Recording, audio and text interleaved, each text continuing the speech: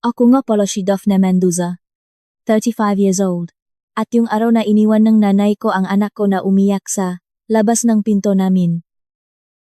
Doon ko na-realize na hindi lahat ng regalo ginawa para ay surprise ka. Yung iba, ginawa para bigyan ka nga babala. Nasa kusina ako nang makarinig, ako ng tatlong mahihinang katok. Hindi sapat ang lakas para maging katok ng isang matanda. Pero hindi rin sapat ang kalma para masabing normal na katok lang. Papukes kumapinto. Nakatayo ang anak ko sa porch. Basang-basa ang mukhang luha. Nangingini ang mga balikat. At may yakap-yakap siyang isang nakabalot na kahon sa dibdib niya. Na parang takot na takot siyang mabitawan. Ito at sumabok. Paliko na sa kanto ang kotsing nanay ko. Hindi man lang siya nahintay para siguraduhing nabuksan ko ang pinto. Hindi siya tumawa. Hindi man lang niya hinatid ang bata hanggang salop. Pinasok ko agad ang anak ko at tinanong kung nasaktan ba siya. Pero umiling lang siya at inabot sa akin yung kahon gamit ang dalawang kamay niya. Tapos bumulong siya. Sabi po ni Lola. Sabihin ko raw sa iyo na wag ka na gumawang eksena. Parang may nanlamig sa dibdib ko. Masyadong perpekto yung pakakabalot ng kahon. Dark blue na wrapper. White ribbon. Yung tipong sobrang ayos ng pagkakabalot kaya mas nakakakaba. Pinaupo ko ang anak ko sa sofa. Hinek ko ang mga braso niya. Mukha niya. Mga kamay niya. At sinabing ligtas na siya. Pero nakatingin lang siya sa kahon na parang sinundan siya nito pauwi. Nang buksan ko yun. Sapat na yung nakita ko para malaman na hindi na. To simpleng away pamilya lang. May mga piraso isang bagay na mahalaga sa anak ko. May note na nakapangalan sa akin. May mga pictures na hindi dapat nag-exist. At may isang maliit na bagay na nakatago sa loop na nagpapanginig sa mga kamay ko. Kinuha ko agad ang phone ko at tumawag sa pulis. Bago ako tumawag kahit na sino. Pagdating ng asawa kong si Jonas. May dalawang pulis na nakatayo sa living room namin. Ang anak ko. Nakabalot siya kumot. At yung bukas na kahon. Nasa ibabaw ngang lamesa sa gitna namin. Tumingin ang asawa ko sa mapulis. Tapos sa akin. Namutla siya. Pulis, anong nangyari? Bago ko sabihin sa inyo kung ano ang nasa loob ng kahon na yun. At kung bakit naisip ngang nanay ko na mapapatahimik niya ako sa takot. Kumusta muna ang panahon diyan sa inyo habang nakikinig kayo? Tahimik ba sa labas? O parang may nakbabadiyang bagyo rin? Samahan niyo ako hanggang dulo. Dahil ito ang kwento nangyayara na tinigil ko na ang pagpoprotekta sa imahe ng isang pamilyang kayang gamitin ang sarili kong anak para lang makontrol ako. Para maintindihan niyo kung bakit hindi ko itinuring na misunderstanding lang ang kahon na yun. Kailangan niyong malaman kung anong klaseng pamilya ang pinanggalingan ko. Lumaki ako sa isang exclusive village sa Alabang. Sa isang bahay na mukhang warm at welcoming mula sa labas. Pero sobrang lamig kapag nakasara na ang front door. Ang nanay ko. Si Mama Bella. Siya yung klase ng babae na kilala ng lahat sa community namin. May maliit siyang event planning business. Nag-arrange ng mga church banquets. Charity lunches. Binyag. At kasal. Sabing gataw. Ang bait at ang generous daw niya. Pero ang hindi nila nakikita. Sa bahay namin. Ginagamit niya ang same skills na yung para ay manipulate ang mga tao. Alam niya kung paano kakonsensyahin. Kung kailan niya papatayin ang kasiyahan ng iba. At kung paano balutin ang pagiging controlling niya ng mga matatamis na salita. Para isipin niyang ibang tao na concern lang siya. Ang stepfather ko naman. Si Tito Reste. Isang real estate broker. Malumanay magsalita. Nakamamahaling sapatos. At sikat dahil kilala niya lahat ng malalaking tao sa bayan namin. Hindi siya nagdadabog o sumisigaw sa public. Hindi niya kailangan Kayang wasakin ni, Tito Resty, ang kumpiyansa mo sa isang kalmadong sentence lang. Tapos ngingiti siya sa dinner table. Na parang nag-offer lang ng magandang advice. Nung bata ako. Ang pagmamahal sa bahay namin. Palaging may kondisyon. Kapag na-proud sa akin ang nanay ko, ipapakilala niya, akong brilliant daughter niya. Kapag hindi ako sumang-ayon sa kanya, sasabihin niyang pinapahiya ko ang pamilya namin. Kapag umiiyak ako, sasabihin ni Tito Resty na ang emosyon daw.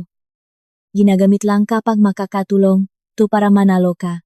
Kaya maaga kong natutunan na ang ibig sabihin ng peace sa bahay namin ay ang sumunod ka lang ng walang reklamo. Kaya siguro naging social worker ako sa isang child protection center. Araf-araf. May nakakausap akong mga bata na natutong palitin ang sarili nila sa harap ng mga matatandang. Dapat sana ay nagpoprotekta sa kanila.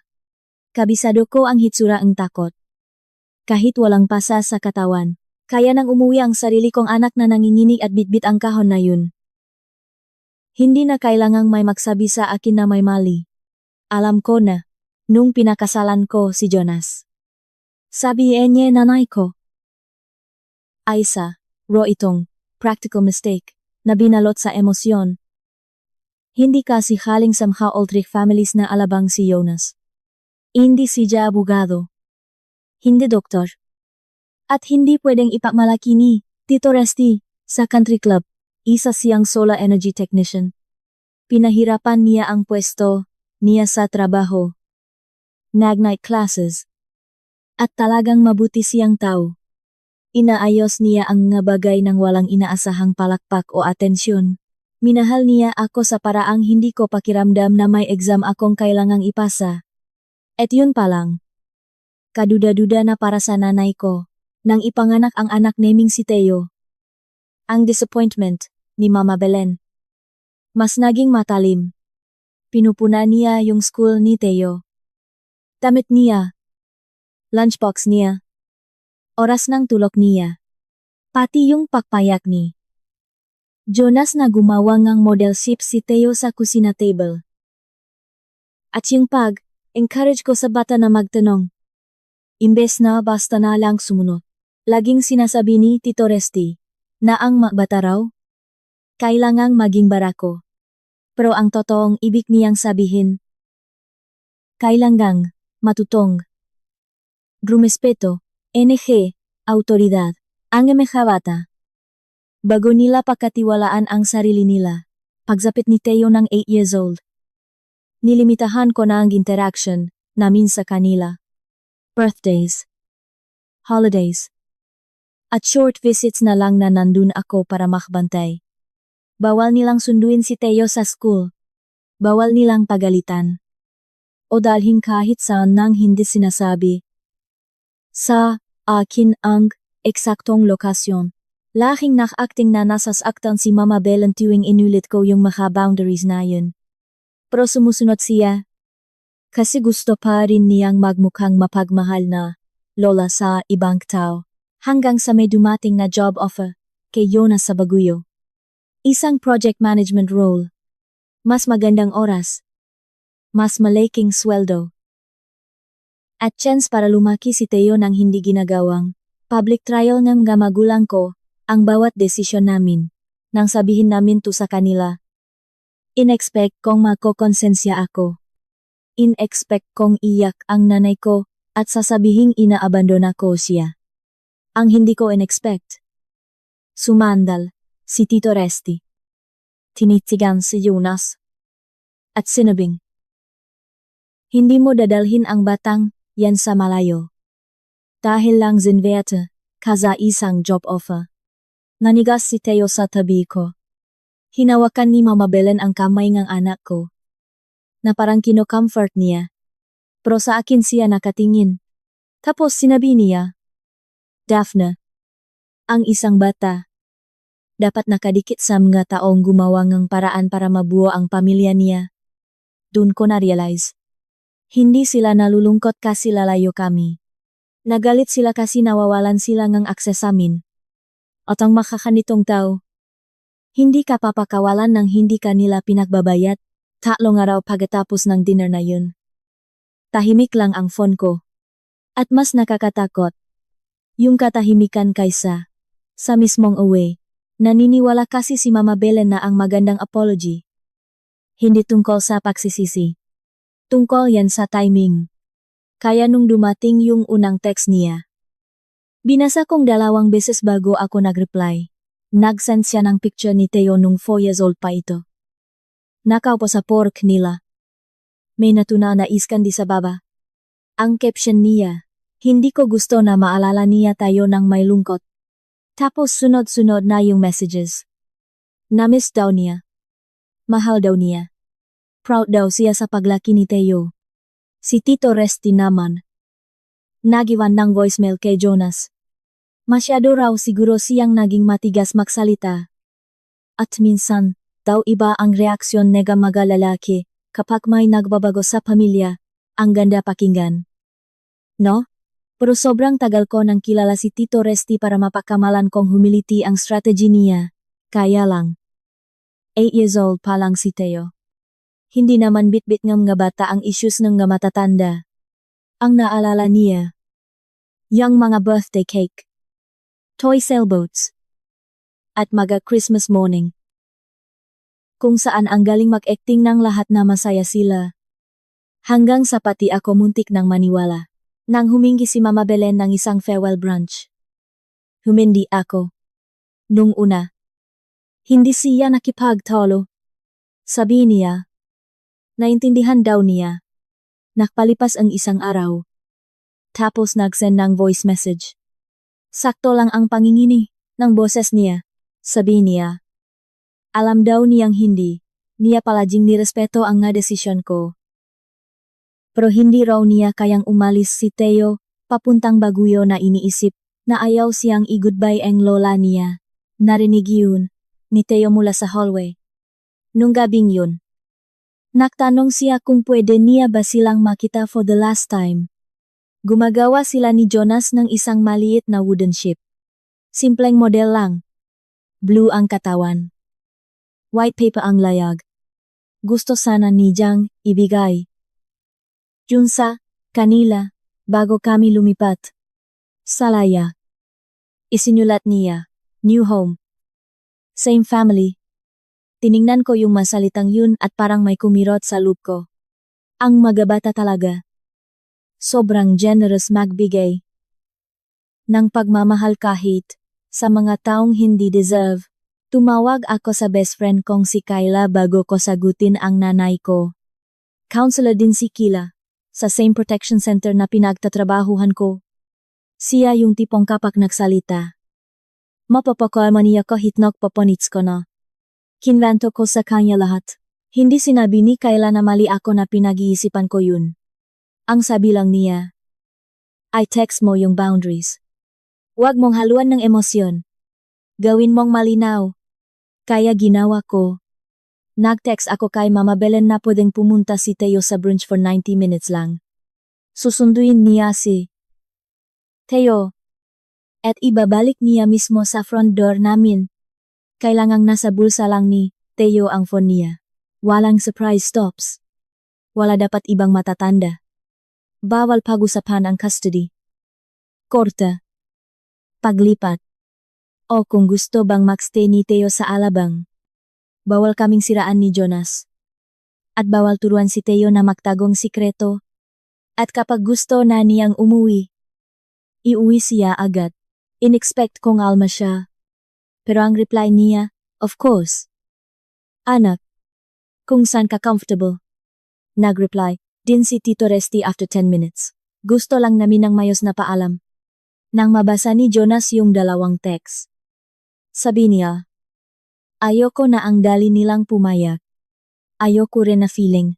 Pero buong gabi iningatan ni Theo na balutin yung maliit na barko sa tissue paper. Excited siya na medyo kinakabahan. Tinatanong pa kung iya, kaya si Lola kapag nakita yun. Sabi ko sa kanya, ang mga matatanda, ang responsable sa sarili, nilang feelings. Kinabukasan.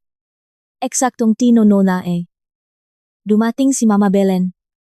Naka-cream na sweater, pearl earrings, at suot yung maamo niyang mukha na pang-display kapag may nakatinging kapitbahay. Nasa passenger seat, si Tito Resty, at hindi na bumaba. 2 beses akong niyakap ni Teo bago umalis. Chineko kung nasa bulsa niya yung phone niya. Nangako si Mama Belen na iuwi niya ang bata bago mag-alas 12, habang paalis ang kotse. Lumingon si Teo, at kumawe mula sa backseat. Kandong yung maliit na kahon garko niya. Kumawe ako pabalik. Pero ang bigating pakiramdam ko, wala si Jonas. Umalis para i-check yung mga equipment niya para sa huling linggo.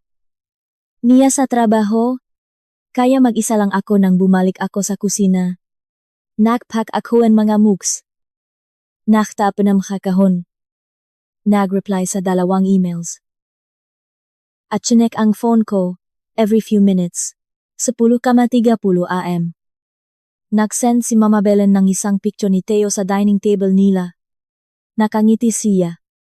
Pero parang pilit yung ngiti. Nag-text ako, please remind him na pwede siyang tumawag sa akin anytime. Reply niya, he is fine. 10:47 AM. Tinawagan ko si Teo. Nagring lang tapos, napunta sa voicemail. 10:02 AM. Kukunin ko na sana ang susi ko, nang marinig ko ang katok sa pinto. Mahina. Mabilis. Takot. At paubukhes ko. Mag-isang nakatayo ang anak ko doon. Hindi pumasok si Teo hanggang sa hindi ko siya hinawakan. Yun ang unang nakapangamba sa akin. Kailanman. Hindi naging takot ang anak ko na pumasok sa sarili niyang bahay. Nakatayo siya sa porch. Basang-basa ang pisngi. Nakatikom ang bibi. Yakap-yakap niyang 2 kamay ang isang nakabalot na kahon sa dibdib niya. Yung isang sapatos niya. Nakalas ang sintas. Ang pagkakazip ng jacket niya. Mali. Naipit pa, kalahating ang t-shirt niya. Sa likuran niya. Paliko na sa kanto ang kotse ni Mama Belen. Hindi niya hinatid ang bata sa pinto. Hindi niya ako hinintay. Hindi man lang niya chinek kung nasa bahay. Ako bago niya iniwan ang bata doon. Hinitak ko si Teo papasok at nilok ang pinto. Napapitlak siya sa tuno ng lock. Gusto kong habulin yung kotse. Gusto kong tawagan siya at sumigaw hanggang sa lumabas lahat ng kapitbahay. Pero nakatingin sa akin si Teo. At naintindihan ko ang isang bagay na dapat alam ngang lahat ng magulang, kapag takot ang anak mo. Ang reaksyon mo ang magiging basehan ng kaligtasan niya, kaya pinababa ko ang boses ko. Lumuhot ako sa harap niya at tinanong kung may nanakit ba sa kanya. Umiling siya. Tinanong ko kung may humawak ba sa kanya ng hindi tama. Umiling ulit siya. Tinanong ko kung may masakit ba sa kanya. Bumulong siya. Wala po. Pero sabi ni Lola magagalit ka, Raf. Sabi ko sa kanya. Walang kahit anong pwede niyang sabihin na ikakagalit ko. Napatingin siya sa kahon. Nakabalot yun sa dark blue na paper at may white ribbon na sobrang higpit ng pagkakabuhol. Magaling talaga ang nanay ko na balutin ng maganda ang mapangit na bagay. Nilapag ko yun sa coffee table. Inalalay si Teo sa sofa. At binalot siyang kumot. Sabi ko hindi, namin kailangang mag-usap hanggang sa ready na siya. Ang tagal niyang nakatitik sa makamay niya. Tapos nagsalita siya. Normal naman po nung una. Nagluto si Lolang waffles. Nagtanong si Tito Resty about school. Binigyan pa siya ng orange juice sa baso na may malilit na isda. Yung paborito niya nung bata pa siya, sabi ni Teo. Binigay niya yung barko pagkatapos nilang kumain. Proud daw, siya dun. Umiyak daw si Mama Belen pagkakitan nung nakasulat. Akala daw ni Teo. Tears of joy, yan, tapos. Kinuha ni Tito Resty yung barko at nagtanong. So, excited ka nang iwan kami? Sabi ni Teo. Hindi niya iniiwan ang kahit sino. Sasama lang siya sa parents niya paglipat. Sabi ni Tito Resty.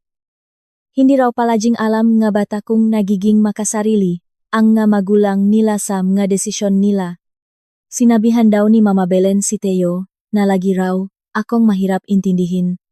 Nawala raw akong utang na loob sa pamilya. At si Jonas daw ang naklalakay ng mga ideya sa isip ko kasi husto kaming ilayo sa kanila.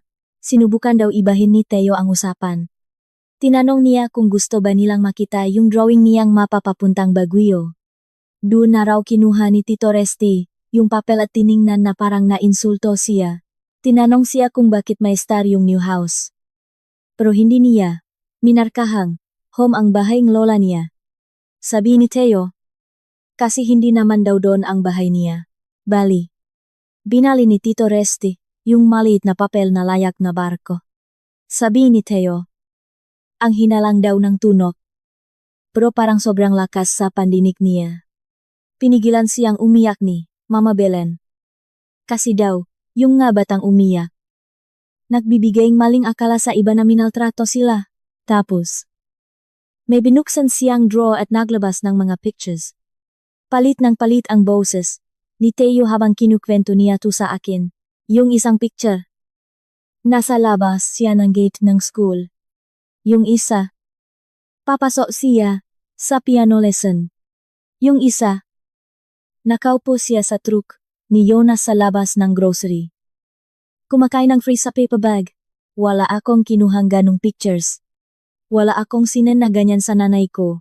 Tinapik daw ni Tito Resty yung isang picture at sinabing, lagi naming alam kung nasaan ka. Pare, ganyan ginagawa ang pamilya. Sabi naman ni Mama Belen. Akala ngang nanay mo makapangyarihan siya porket lalayo siya. Pero nakalimutan niya. May magamata rin tayo. Doon na naiyak si Teo. Nagpaalam daw siyang tatawag sa akin. Pero sabi ni Mama Belen.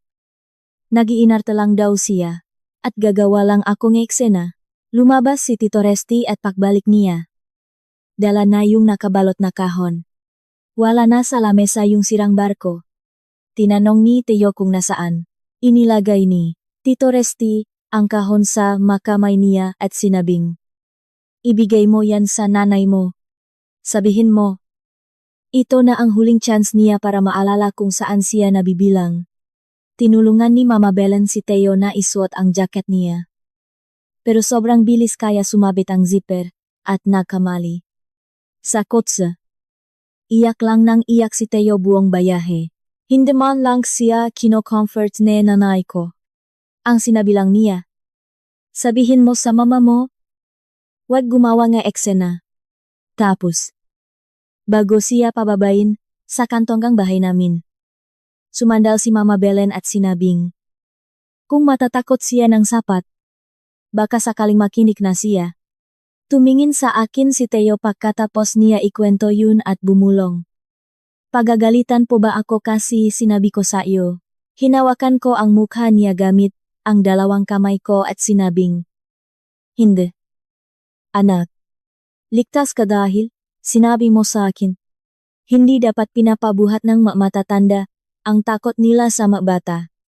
Tapos napatingin ulit siya sa kahon at sinabing, tingin ko po may masamang laman yan. Nilipat ko ang kahon mula sa coffee table papunta sa kitchen counter dahil ayokong malapit yung kay Teo. Tapos nag-text ako kay Kyla. Nanginginig ang isang kamay ko. Pumunta ka rito ngayon din. May nangyari. Gawa nga nanay ko. Hindi ko tinawagan si Mama Belen. Hindi ko tinawagan si Tito Resty. Gusto nung dating ako na humingi na paliwanag. Pero alam ngayong pagiging nanay ko na makakapaghintay ang paliwanag. Ang ebidensya. Hindi. Sa trabaho ko. Marami na akong natulungang pamilya na nasa emergency. Kaya alam ko na ang mataong walang respeto sa boundaries. Inaasahan nilang magpapanik ka para mabura ang nga trail. Kaya bago ko tanggalin ang ribbon, kumuha muna ako ng pictures. Front view ng kahon. Side view. Yung buhol. Pati yung bakas ang daliri ni Teo na bumaon sa wrapper dahil sa higpit ng hawak niya kanina. Tapos sinabihan ko si Teo na magstay sa sofa. Mag headphones. At manudang paborito niyang animal documentary. Nagtanong siya kung darating ba ang pulis. Wala pa akong sinasabing pulis sa kanya. Pero nararamdaman ng bata ang totu, bago pa man ito sabihin ng matatanda. Sabi ko, hindi ko pa alam. Pero, ang trabaho ko ay panatilihin siyang ligtas. Sobrang daling nakalas ng ribbon. Makinis at mamahalin yung wrapper sa loop. Sa ilalim, may isang white cardboard box.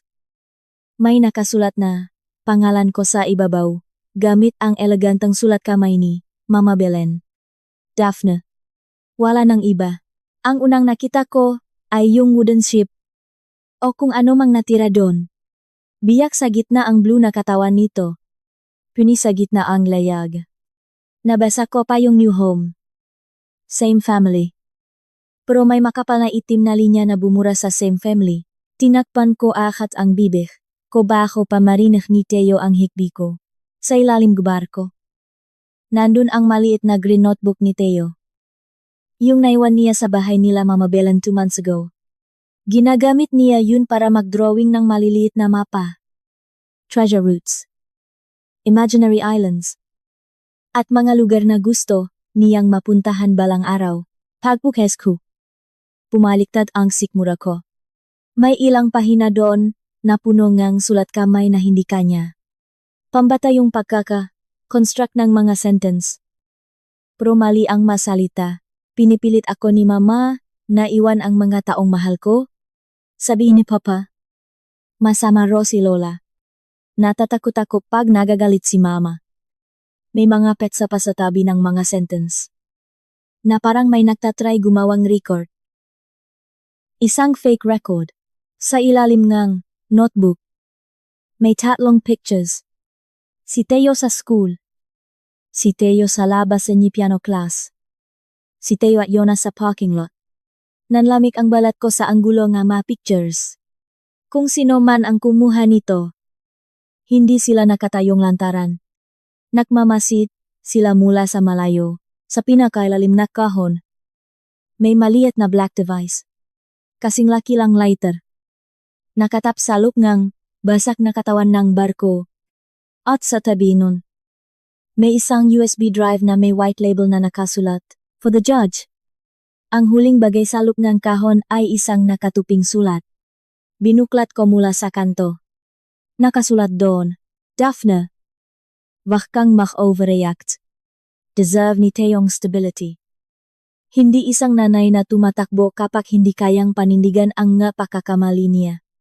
Sapat na ang hawa namin para patunayang mapusok kayo ni Jonas sa mga desisyon niyo. Kung ipipilit mo ang paglipat na to, malalaman ng mataw kung anong nangyayari sa lupngang bahay niyo kapag walang nakatingin. Mag-isip kang mabuti bago mo sirain ang pamilyang ito. Binasa ko yun ng 2 beses. Kasi tumatanggi ang isip ko na tanggapin na binalot ng sarili kong nanay ang mga salitang ito. At ipinabitbit sa makamay nga anak ko.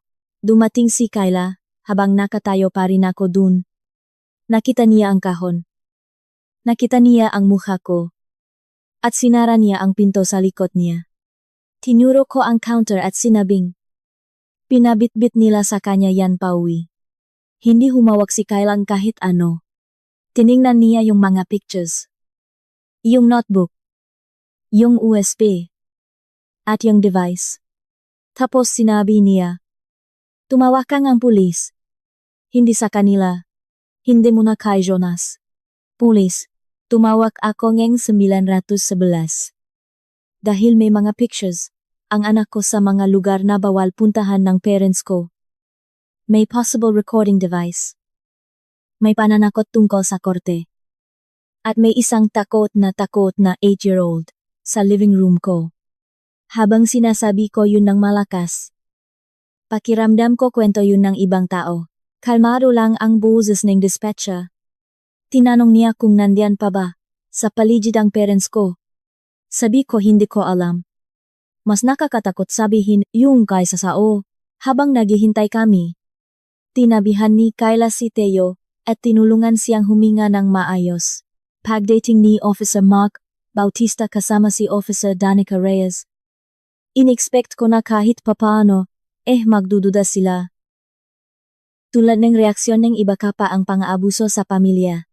Ay, hindi mukhang basag na bintana o dugong labi, pero nagbago agad ang hitsura ni Officer Mark, pagkakita niya sa mga pictures. Tinanong niya kung may permission ba si Mama Belen o Tito Resty na pumunta sa school ni Teo. Sa piano studio. O malapit sa bahay namin. Sabi ko wala. Nagtanong si Officer Danica kung pwede niyang kausapin si Teo habang nakatabi ako. Hindi siya tumadyo na parang nakakatakot na autoridad. Umupo siya sa sahig malapit sa sofa. At nagtanong ngang malumanay na tanong. Yung tipong hindi minamadali ang bata, kinvento ni Teo yung tungkol sa barko. Sa pictures. Sa biyay sa kotse. At sa babala. Nang ulitin niya yung sinabi ni Mama Belen, natakutin daw ako para makinig. Dahan-dahang sinulat yun ni Officer Mark. Hindi nila isinaksak ang USB. Hindi nila binuksan ang device. Sabi ni Officer Mark, kailangan itong i-handle ng maingat para madokumen ng tama. Tapos narinig ko ang pagparoda ng truck ni Yuna sa driveway. 3 salita lang ang naitext ko, sa kanya pa katawa kong pulis. Umuwi ka ngayon. Pumasok siya na suot pa yung work jacket niya.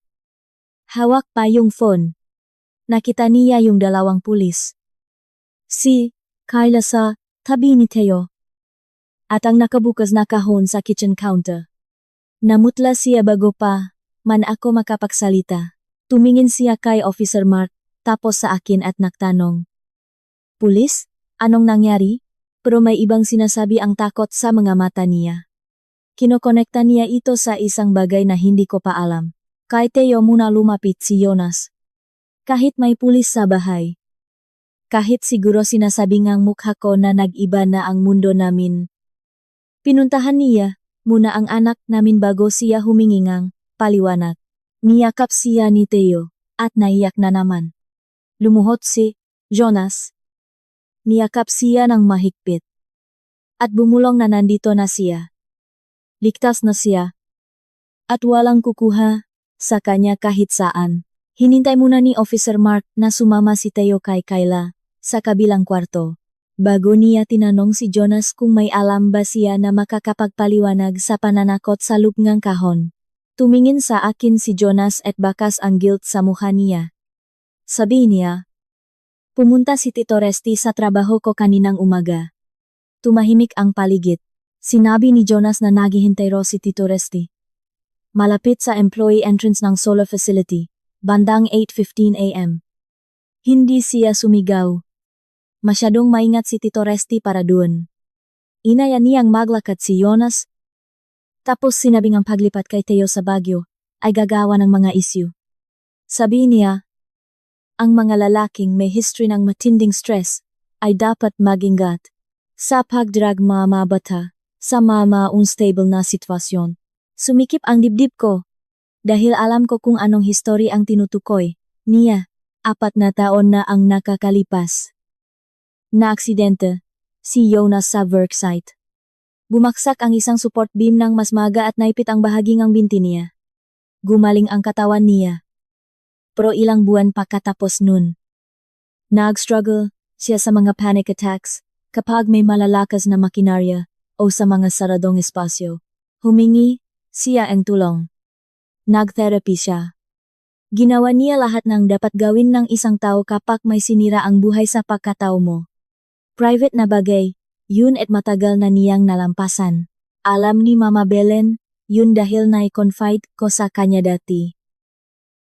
Nung panahon na naniniwala pa akong kayang hawakan ng nanay ko ang sakit ko nang hindi ito ginagawang armas. Sabi ni Jonas. May mga binanggit na detalye, si Tito Resty na hindi dapat niya alam. Pangalan Eng, klinik kung saan nag-counseling si Jonas nung bumalik siya sa trabaho. At isang sentence na sinabi sa akin ni Jonas sa loob ng kwarto namin. Sa isa sa pinakamabigat na gabi niya. Na minsan, nag-aalala siya na baka nagfe-fail siya bilang asawa dahil kailangan ko pang maging matatag para sa aming dalawa. Ang sentence na yun. Hindi kailanman nakasulat kahit saan. Hindi yung kailanman nasabi sa harap ni Mama Belen. Napatingin si Officer Mark sa kahong kung saan nakapatong ang black device katabi ng USB. Tinuloy ni Jonas ang kwento. Sabi Raf ni Tito Reste. Mire respeto ng korte ang stability. At kung ipipilit namin ang paklipat, baka kailangan daw tingnan ng matamang tao kung ligtas ba si Teo sa isang nanay na araw-araw babat sa trauma sa trabaho. At sa isang tatay na may history ng anxiety. Gusto raw itong sabihin sa akin ni Jonas in person. Ayaw niya, akong takutin sa phone lalot na sa nanay ko pa si Teo. Akala niya nananakot lang si Tito Resti. Pero pakakita niya sa mga pulis. Narealis niyang totoo pala ang banta, bago ako makasagot. May kumatok sa front door. 3 malalakas na hampas. Confident at gali. Sumanya si Officer Mark, nawak kaming gagalaw lahat. Sumilip ako sa side window at nakita ko si Tito Reste sa porch. Nasa likod niya si Mama Belan. Basang-basa na ang mukhang nanay ko. Hindi sa guilt. Alam ko. Kundi dahil naghahanda na siya sa eksena. Kalahati lang binuksan ni Officer Mark ang pinto at humakbang siya palabas. Sinubukan siyang lampasan ng tingin ni Tito Resti. Sabi niya, family matter, ito. Sabi ni Officer Mark. May active report na tungkol sa isang bata at posibleng harassment. At kailangan nilang manatili sa labas hanggat hindi sila iniimbitahang pumasok. Nungumit si Tito Resti. Yung tipong akala mo batang pulis lang ang kausap niya na hindi siya kilala. Sabi niya, alam ko kung paano gumagana. To. Officer. Respetado kaming mag-asawa sa komunidad na to. Hindi gumalaw si Officer Mark. Mas lumakas ang iya ni Mama Belen at tinawag ang pangalan ko. Sabi niya hindi daw niya intensyon na takutin si Teo. Sensitive lang daw ang bata. Nami-misunderstand lang niya ang usapan ng matatanda. At tinuruan ko raw kasing matakot ang bata sa kanila. Humakbang ako sa may pintuan sa likod ni Officer Mark at sinabing, ibinaba niyo siya sa kanto. Umahagulgol. May bitbit na kahong puno ngang pagbabanta. Hinawakan ni Mama Belen ang dibdib niya. Pagbabanta? Daphne. Hindi. Message lang yan. Sumingit si Tito Resti at sinabing concerned grandparents. Lang sila. Ang mga pictures daw ay patunay na mapagbantay sila. Hindi mapanganib. Yung device daw ay harmless lang. Para lang daw masigurong ligtas si Teo kung sakaling dalhin namin sa hindi pamilyar na lugar. Tinanong ni Officer Mark kung bakit ang isang harmless safety device ay itinago pa sa loob ng sirang laruan. At pinawi kasama ang isang sulat tungkol sa korte. Naktimang pekang ni Tito Resti. Sabi niya, dahil ayaw niyang makini hanggat hindi siya napipilitang harapin ang realidad. Tapos tinanong ni Officer Mark si Mama Belen kung sinabihan niya ba si Teo na sabihin sa akin na wag gumawa ngang eksena. Tumingin muna si Mama Belen kay Tito Resti bago sumagot. Sabi niya, baka may nasabi akong ganun dahil lagi namang nag-iiskandalo si Daphne. Tinanong ko siya kung pinakita niya sa anak ko yung nga pictures na kinuha ng walang pahintulot ko. Sabi niya, gusto lang namin maintindihan niya na hindi nawawala ang pamilya dahil lang lalayo kayo. Tinanong ko kung pinabitbit niya sa anak ko yung kahon na nagpatakot sa kanya. Tumaas ang boses niya at biglang tumigil ang luha. Tinakot lang namin siya kasi ayaw mong makinig sa amin. Napapikit si Kula. Mahinang tinawa ni Jonas ang pangalan ko. Pero hindi ko na kailangang magsalita. Narinig yun ni Officer Mark. Narinig yun ni Officer Danica. Pareho nilang isinulat yun. Binalingan ni Tito Resti si Mama Belen at sinabihang tumahimik. Sa isang segundo. Nakita kong bumalik yung lumang pattern ng pakabata ko doon sa porch. Utos siya. Tiklop si Mama. Dati tumitiklop din ako. Pero hindi na ngayon. Pinapaalis na sila ni Officer Mark sa property at nag-warning na anumang paglapit pa nila ay mas magpapalala sa sitwasyon. Nakipagtalo pa si Tito Resti. May karapatan daw siya bilang lolo. Sagot ni Officer Mark. Wala ho kayong karapatang takutin ang isang bata. Sir. Pag-alis nila. Sobrang tahimik ng bahay. Lumabas si Theo mula sa kabilang kwarto at nagtanong kung galit ba si Lola. Binuhat siya ni Jonas at sinabing, "Hindi mo trabahong intindihin ang feelings ni Lola."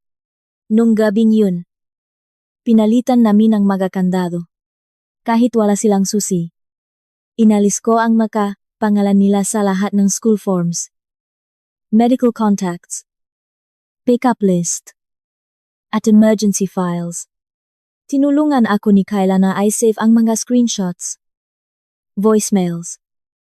Call logs. At yung mga text message kung saan pumayag si Mama Belen sa lahat ng rules sa brunch na binali niya. Kinabukasan. Naisend ni Officer Mark yung report number. Ikinonekta kami ni Kula kay Atu. Andrea Henson. Isang family attorney na sanay mag-handle ng mga protective orders laban sa mga kamag-anak. Nag-file kami para sa emergency protection. Ayokong isulat ang sinabi ni Theo. Ayokong maging papeles ang takot ng anak ko. Pero may sinabi si ate. Andrea na tumatak sa akin. Ang pagdodocument ay hindi kalupitan. Ito ang paraan para manatiling buhay ang Toto laban sa pagtanggi nila.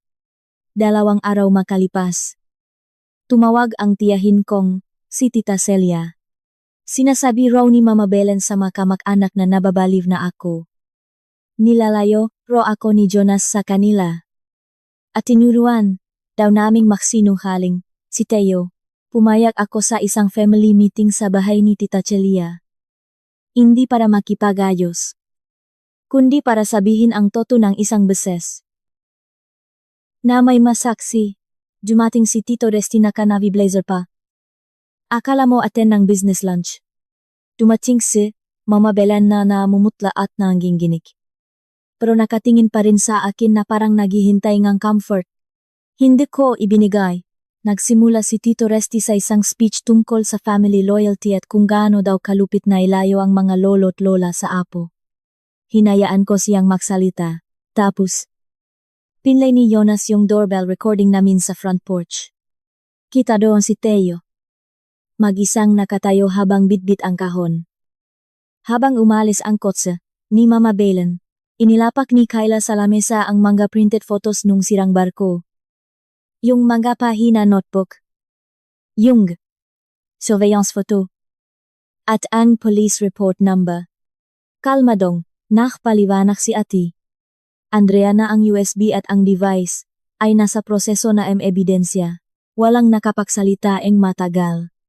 Tapos, tiningnan ni Tita Celia si Mama Belen at nagtanong. Talaga bang pinabitbit mo sa batayan?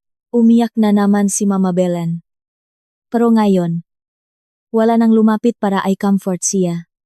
Hinampas ni Tito Resty ang lamesa at sinabing, "Apo ko siya, tumadyo ako." Nanginginig ang boses ko. Pero hindi pumiyok. Hindi. Anak ko siya. At wala kang karapatang takutin siya tapos tatawagin mong pagmamahal.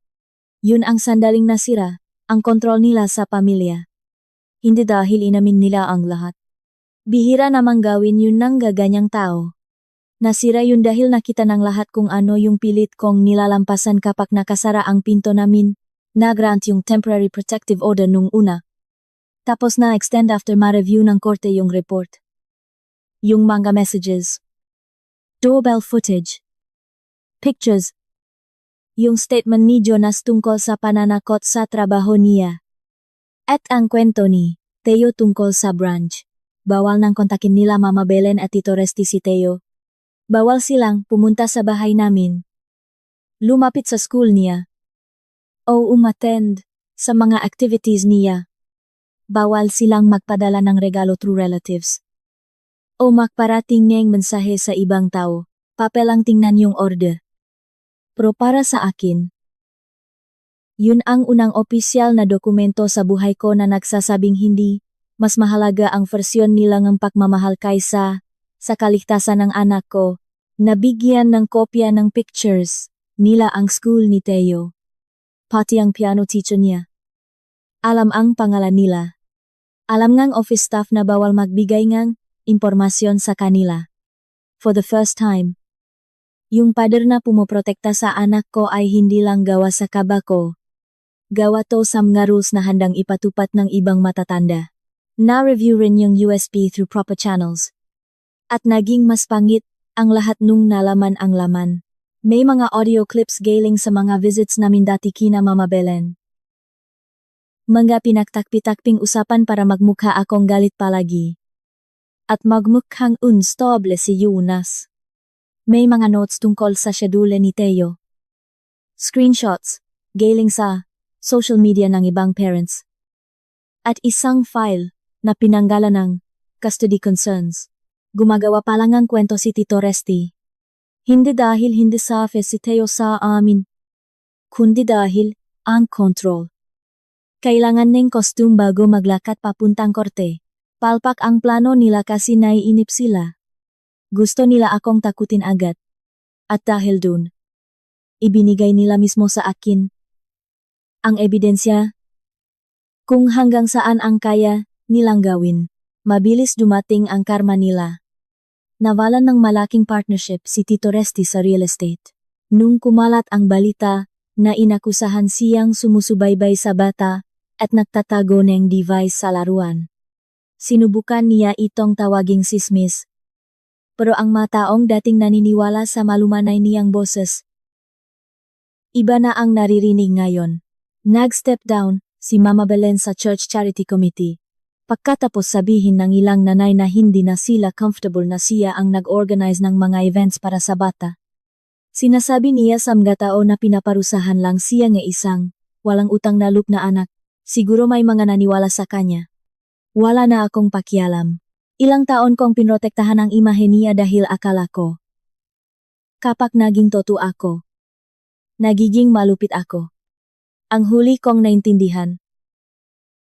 Ang pagpoprotekta sa isang peking imahe ay pwedeng mag-iwan ng walang proteksyon sa matotoong tao.